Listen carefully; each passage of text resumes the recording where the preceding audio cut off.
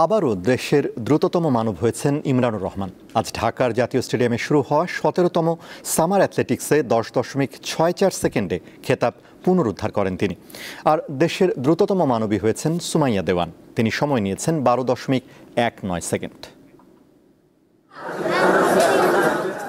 চলতি বছরের ফেব্রুয়ারিতে ঢাকায় জাতীয় অ্যাথলেটিক্সে অংশ নিতে পারেননি চোটের কারণে। এরপর থেকে নিজেকে প্রস্তুত করেছেন ইংল্যান্ড ও চীনে। শুক্রবার ঢাকার জাতীয় স্টেডিয়ামে প্রমাণ দিলেন সক্ষমতার, পুনরুদ্ধার করলেন দ্রুততম মানবের মুকুট। ঘরোয়া আসরে এ নিয়ে পঞ্চমবার শিরোপা জিতলেন ইমরানুর রহমান।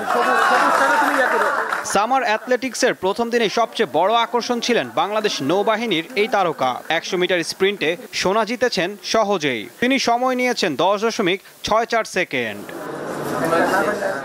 দ্রুততম মানবের মুকুট হারানো ইসমাইল এবার হয়েছেন তৃতীয়।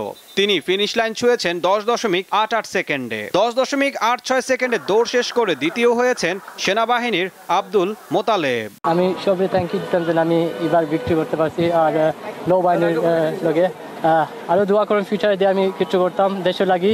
মেইন গোল ওই অ্যাকচুয়ালি গোল্ড মেডেলে।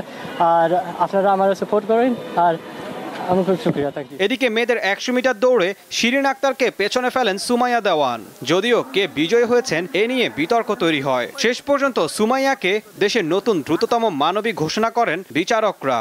সুমাইয়া সময় নিয়েছেন 12.19 সেকেন্ড আর শিরিনের লেগেছে 12.21 সেকেন্ড। আমি কনফিডেন্স ছিলাম আমি এবার ইনশাল্লাহ ফার্স্ট হব আর ইনশাল্লাহ হয়েছি। সামনে এসএ গেমস অবশ্যই ভালো কিছু করব। আমার পারফরমেন্স যতটুকু করেছি আরো কঠোর পরিশ্রম করে বাংলাদেশকে ভালো রিপ্রেজেন্ট করতে। এবারের প্রতিযোগিতার বাড়তি আকর্ষণ ছিল জাতীয় ক্রীড়া পুরস্কার প্রাপ্ত 46 জন অ্যাথলেটকে অ্যাথলেটিক্স ফেডারেশনের বিশেষ সম্মাননা। জমজমাট এ আসর চলবে 24 আগস্ট পর্যন্ত। ঈশান হাসান, দীপ্ত স্পোর্টস, ঢাকা।